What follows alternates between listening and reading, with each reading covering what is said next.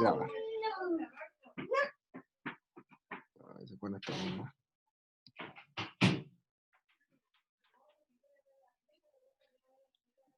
Ya, chiquillos, empezó la clase, ya empecé a grabar.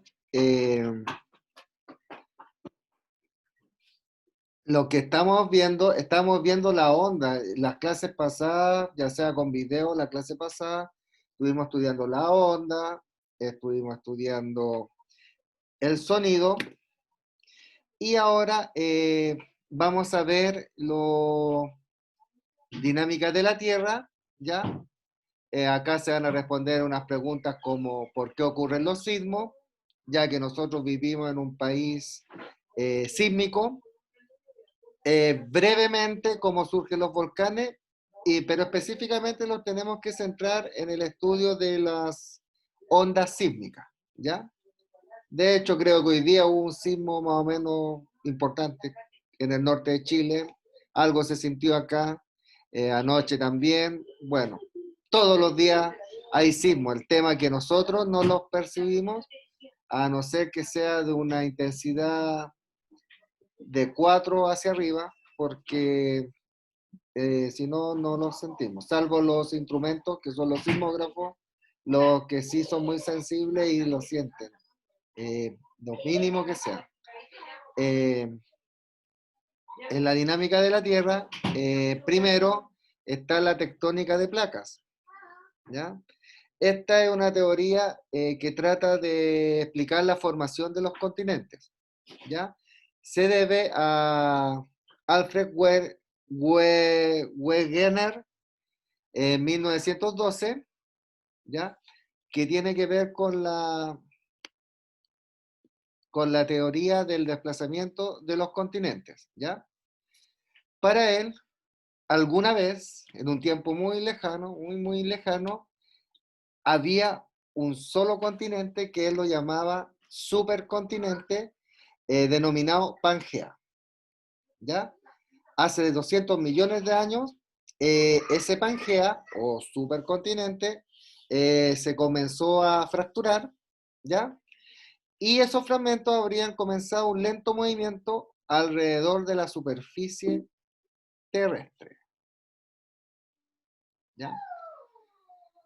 Esta es la gran masa, ya el supercontinente, como podemos ver en la imagen, denominado Pangea, y esto es lo que se conoce hoy en día como los continentes actuales, ¿ya? Derivan de uno solo, se empezó a fraccionar, entonces empezaron a separarse y es lo que se ve hoy en día. Pero se dice que continúan moviéndose, así que en un futuro, a lo mejor los continentes que hoy conocemos vuelven a juntarse. Ya, la tectónica de placas. Ya, en la tectónica de placas tiene que ver con la interacción de las placas de la corteza terrestre, ya, específicamente de la litósfera. Entonces hablamos de las placas litosféricas, ¿ya? Donde van a haber una variación de temperatura en el manto inferior, ¿ya? Y variación de la densidad en el manto inferior. Se preguntarán, ¿qué diablos es el manto? Resulta que en el modelo de la Tierra existen 3 partes donde está desde abajo hacia arriba, está el núcleo, después lo vamos a ver, así que yo lo estoy hablando así brevemente porque con imágenes se visualiza mejor. Está el núcleo, está el manto, donde se divide en manto inferior y manto superior, y la corteza, ¿ya? A medida que uno va bajando hacia la profundidad de la Tierra, la temperatura va aumentando, ¿ya? Esta interacción de las placas litosféricas va a ocurrir gracias a las corrientes de convección ascendente hacia el manto superior. ¿Ya? ¿Qué significa eso? Resulta que la convección es el flujo del material, se podría decir, caliente, ¿ya? Que va a ascender y hacia abajo va a descender lo helado, ¿ya? Entonces, esas corrientes van a producir ¿cómo se llama? El movimiento de las placas litosféricas, ¿ya? Ay, se corre con esto de acá. Ya, entonces tenemos la corteza terrestre y el manto superior, que es el que está a continuación de la corteza terrestre, van a estar divididos en un pequeño número de delgadas capas, ¿ya? De estas capas rígidas, entre 10 o 12, se van a mover unas respecto a las otras, ¿ya? Gracias a las corrientes convectivas. ¿Ya? Acá están, en este mapa, muestran las placas tectónicas que existen y a nosotros nos interesan las siguientes. Si nosotros lo situamos en este mapa, nosotros estamos en Sudamérica, estamos en este lado que apunta la flecha, nuestro país, Chile. Es un país bastante sísmico porque nosotros la actividad sísmica las dan dos placas, las que ustedes tienen que conocer, que van a ser la placa de Nazca, ya que apunta en esa dirección, ya desde el Océano Pacífico hacia, hacia el continente, y también está la placa sudamericana, ya que apunta en sentido contrario, como podemos ver. Entonces, entre estas dos placas, la interacción de estas dos placas hacen toda la actividad sísmica en nuestro país. Placa de Nazca, placa sudamericana. Eso es una pregunta de prueba, por si acaso. Ya en cuando rindan una prueba, siempre les van a preguntar qué placas tectónicas se encuentran en nuestro país, ¿ya? Estas placas, hasta la profundidad de 100 kilómetros, van a constituir la litosfera. Entonces acá tenemos que existe en nuestro planeta Tierra la corteza, pero esta corteza se va a dividir en dos. La corteza en el fondo es el suelo, ¿ya?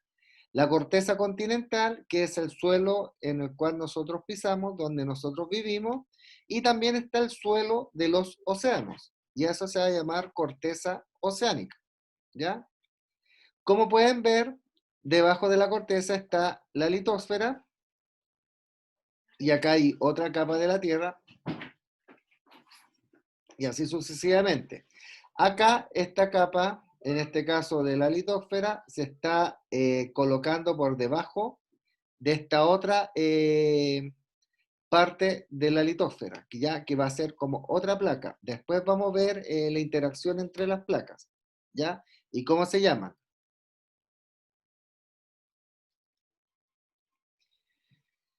De esa manera se pueden explicar la formación de las montañas, de los océanos, la deformación de las rocas, además de las actividades sísmicas que ocurren preferentemente en nuestra superficie terrestre.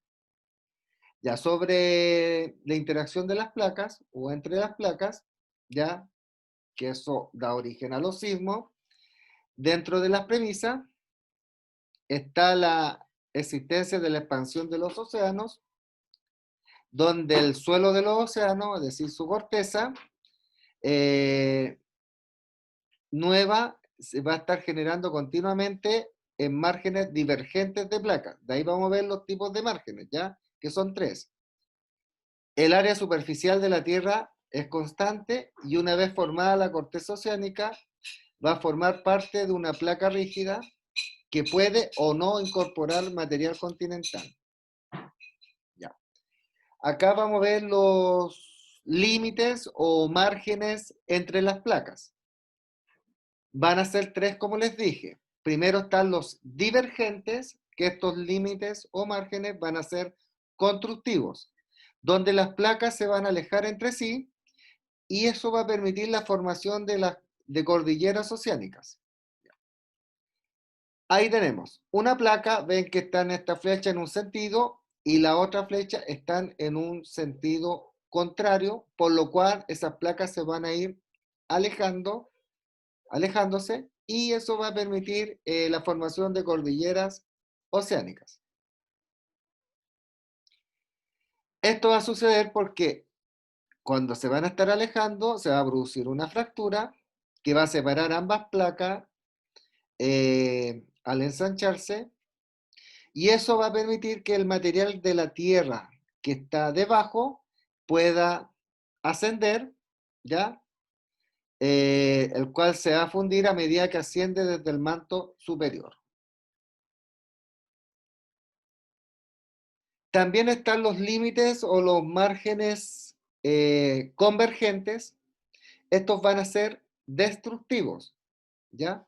Acá las placas se van a acercar entre sí y van a formar zonas de colisión o subducción, como lo podemos ver acá en el dibujo, pero por ejemplo eso mismo se veía en este otro dibujo que me voy a retroceder. Esta es una zona de subducción donde esta placa se está metiendo debajo de esta otra placa, ¿ya?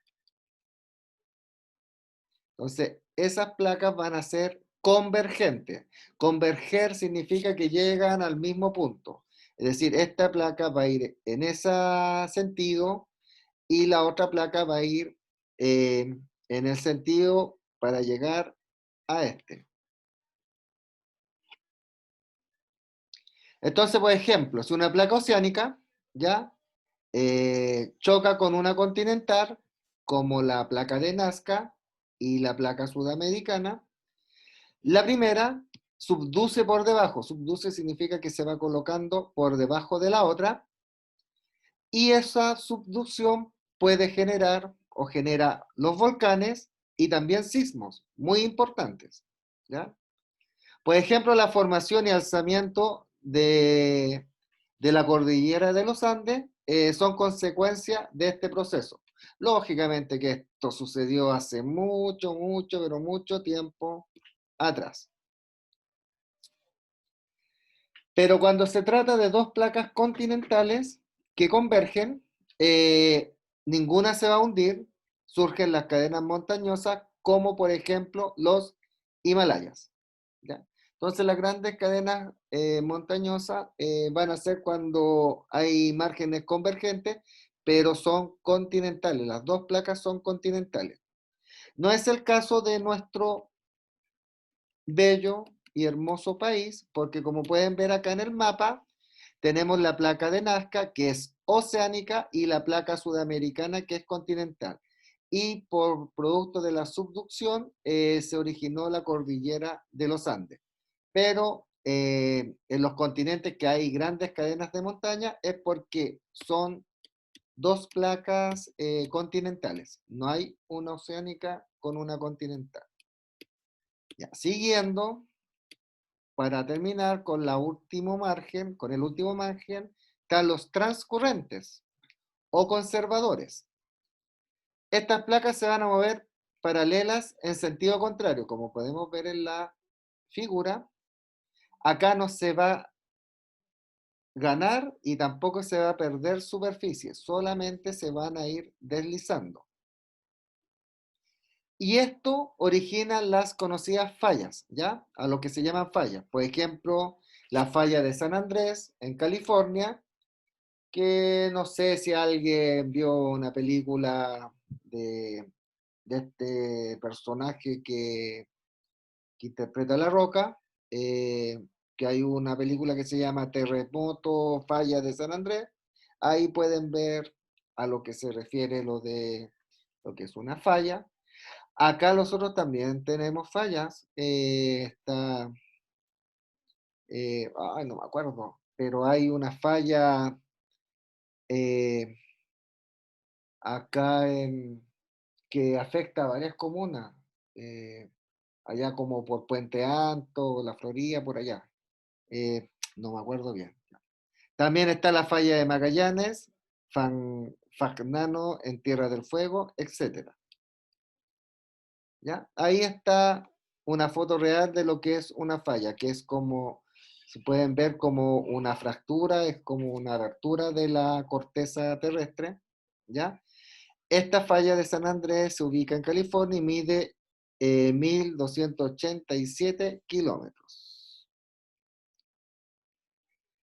Las fallas son grietas en la corteza terrestre, son producto del movimiento de las placas, como vimos, transcurrentes. La presión que las placas ejercen sobre la falla es la que da origen a los sismos. Sismos, terremotos. Nuevamente está las placas tectónicas que hay a nivel mundial. ¿Y qué son los sismos? Yo creo que nosotros sabemos, todos sabemos qué son los sismos, pero así darle una definición científica, la sacudida del terreno, ¿ya? Al choque de las placas tectónicas, ¿ya? Y producto de ese choque se va a liberar energía. Y depende de la cantidad de energía liberada, va a ser el grado o la intensidad del sismo, ¿ya? Y eso es para que ocurra una reorganización brusca de los materiales de la corteza terrestre. Bueno, ahí hay una imagen de algún terremoto ya importante que produjo un socavón, perdón, acá en la corteza y eso implicó que se destruyó, por ejemplo, esa carretera. Ya, en cuanto a los sismos, donde se produce el sismo se va a llamar hipocentro, ¿ya? Ese es el lugar exacto donde se origina el roce o el choque de las placas tectónicas y acá se libera energía. Como ustedes ya saben, las ondas propagan solamente energía y las ondas sísmicas van a ser mecánicas porque se van a propagar por un medio material, que en este caso es un medio sólido.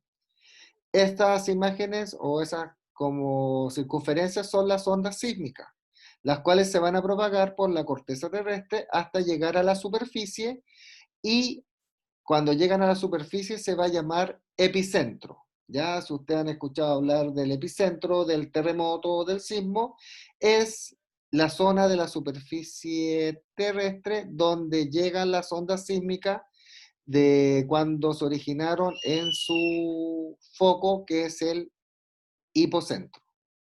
¿Ya?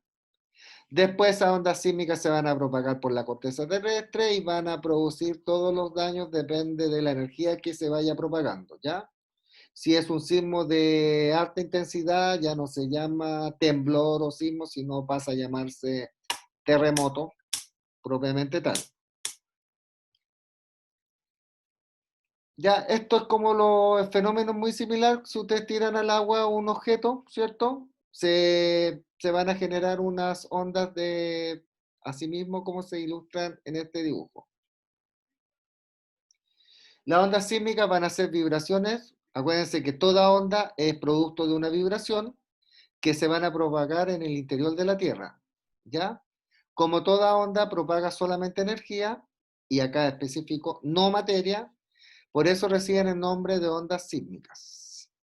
¿Ya? Van a haber tipos, las internas, que van a ser compresionales o longitudinales, y las ondas de corte.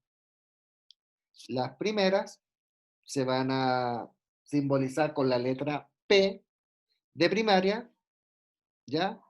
Y que van a comprimirse y también se van a dilatar, ¿ya? Como lo hace el sonido, ¿ya?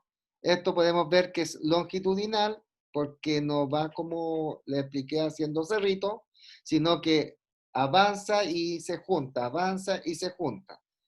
Las zonas donde se juntan se llaman de compresión, ¿ya? Y las zonas donde se van separando se va a llamar dilatación. Las ondas de corte se van a propagar en sólidos, ¿cierto? Se van a simbolizar o llamar S de secundaria.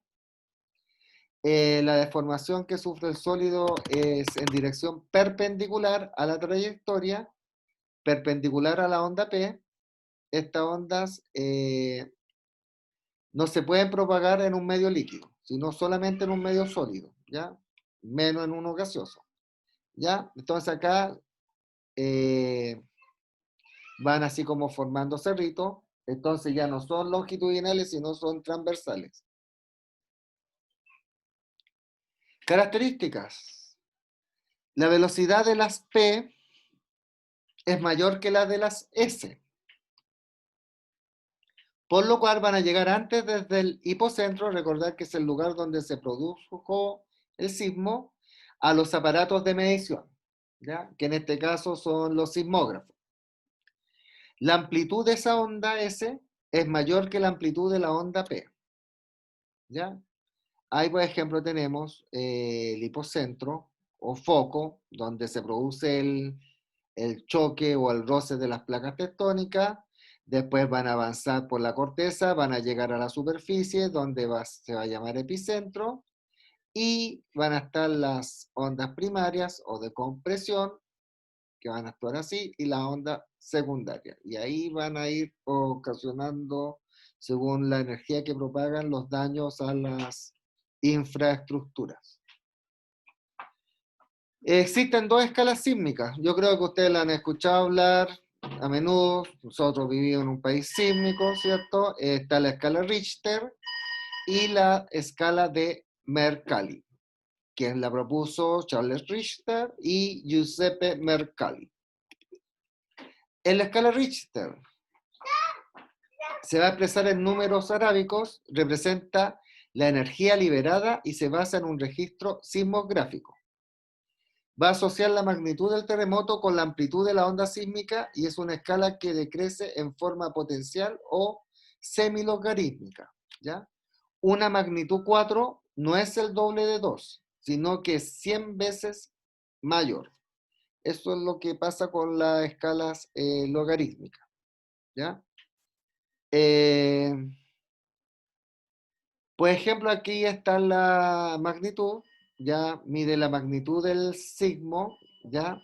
Por ejemplo, menos de 3,5, el efecto va a ser generalmente no se siente, pero es registrado. ¿Qué significa? Que nosotros no lo sentimos, pero sí los instrumentos de medición, ¿ya? Entonces, cada sismo menor a 3,5 a nosotros nos pasa desapercibido. Pero ya entre 3,5 y 5,4 generalmente, no todos lo sentimos, hay algunos que lo sienten, hay otros que, oh, hubo un temblor, dicen, no, no lo sentí, pero hay otros que sí lo sienten, ¿ya? Pero va a causar daños menores, por no decir nada, casi nada. Pero ya entre 5,5 y 6 va a haber daños ligeros a edificios, entre 6,1 y 6,9 daños severos en áreas muy pobladas, ya ahí estamos hablando ya de prácticamente casi un terremoto.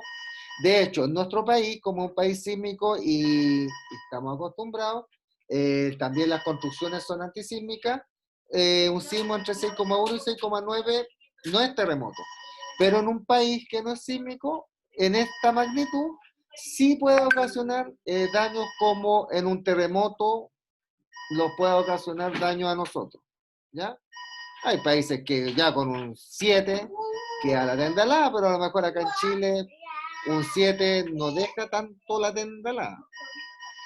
7, 7,9 ya pasa a ser terremoto mayor, causa graves daños. Ya entre 8,8 y 9, destrucción total. Y nosotros tenemos el terremoto más con mayor magnitud a nivel mundial, somos top one en eso, que es el terremoto de Valdivia, ¿ya? Que fue grado 9, ¿ya? Ahora, si fuese 10, una energía acumulada tipo San Andrés, no hemos vivido eso, y 12 pasaría que se fractura la Tierra en la mitad por el centro, la energía solar recibida diariamente en la Tierra. Eso es algo hipotético porque todavía no se sabe, no había un terremoto con esa magnitud.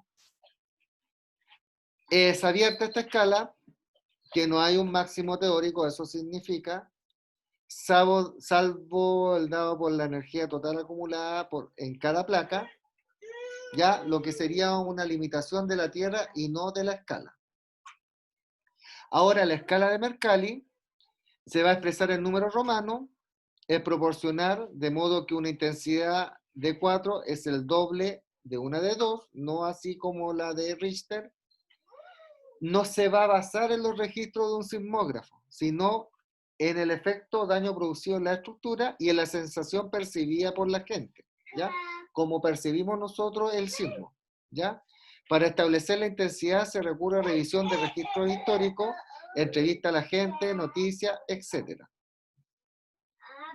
Ya, por ejemplo, acá 1 romano, muy débil, 2 débil, perceptible, leve, perceptible por algunas personas, 4 moderado, perceptible por casi la mayoría, 5 poco fuerte, la mayoría de objetos se caen, ya, sexto, 6 fuerte, lo perciben todos, ya, se asustan las personas, algunas que se desesperan, y ahí estamos hablando ya casi de un terremoto. 7, ya pararse es dificultoso, ya estamos hablando propiamente de un terremoto. 8, ya, destructivo.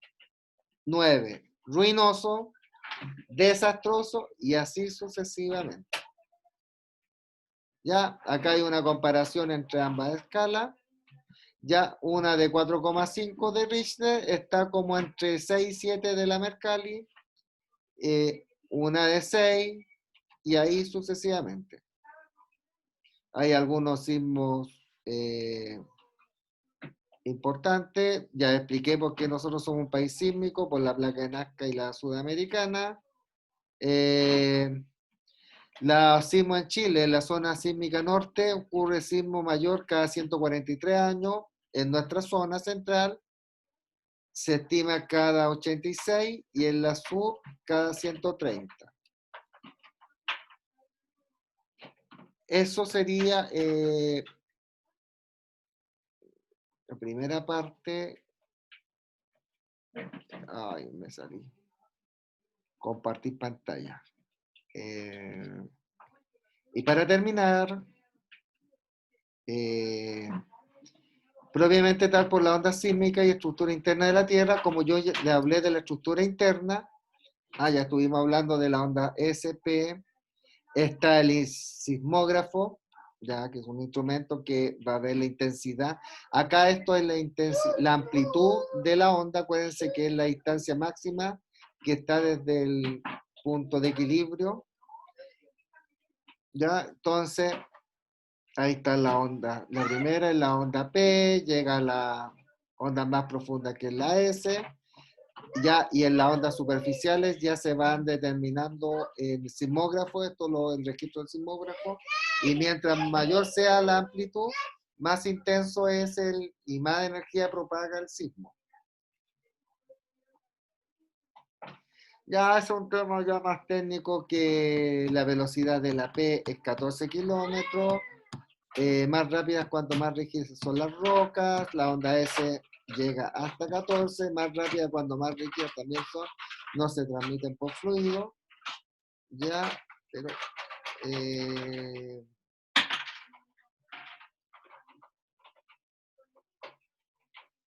y esto es lo que yo quería.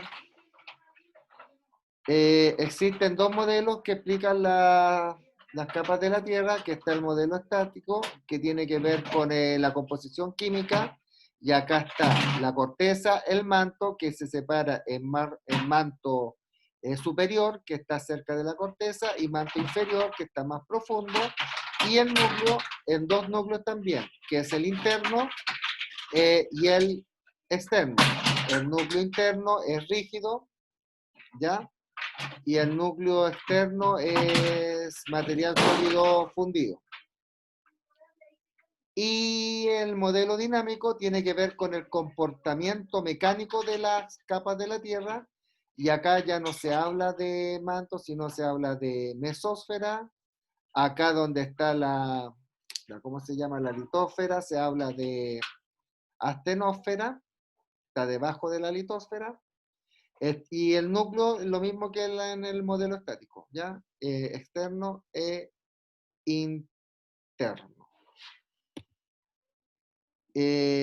Bueno, lo mismo. Y sería los que le tenía preparado para hoy. ¿Qué más está? Está Aranis, Martín Y está... ¿Nadie más?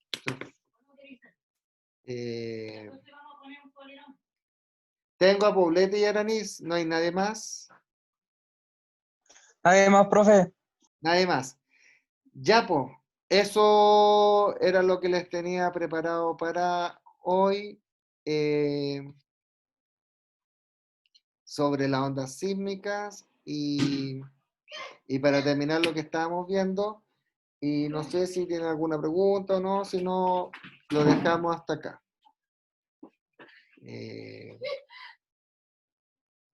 Voy a dejar de grabar, detener la grabación. Voy a detener la grabación.